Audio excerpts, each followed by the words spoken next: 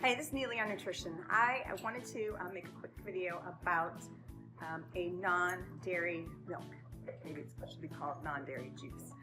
I saw an article in the paper, and as many people know, I am huge in dairy. I love milk, dairy milk, but I thought I would make this recipe for oat milk. And so, because it seemed relatively easy to do. Excuse the noise down there, it's my foster chewing on a bone, so I'm doing to keep him quiet. Anyway, so it was relatively easy to do, and I want to share the results with you and drink it on camera for the first time and see how it does. So this is what it looks like. It's very thick, so I'm just going to mix it up a little bit. Okay. Pour some into a glass. It's ice cold. So here it is. Okay, ready? Here we go.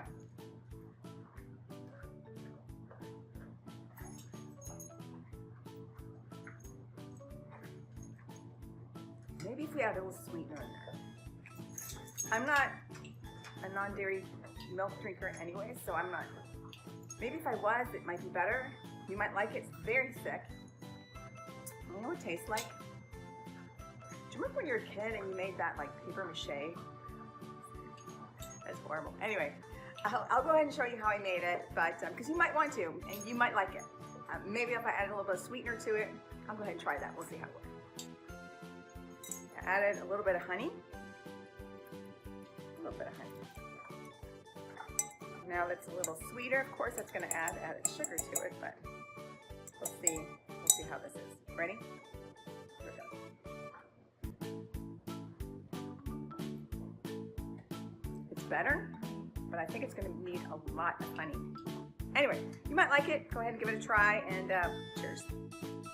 First of all, you just take some oats, about a cup of oats, and then soak them in water.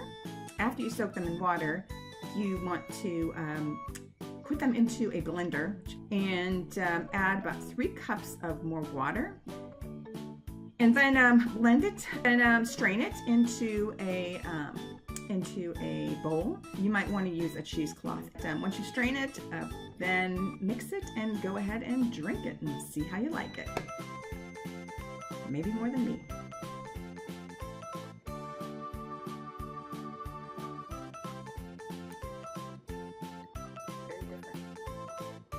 Thanks for watching Neily on Nutrition.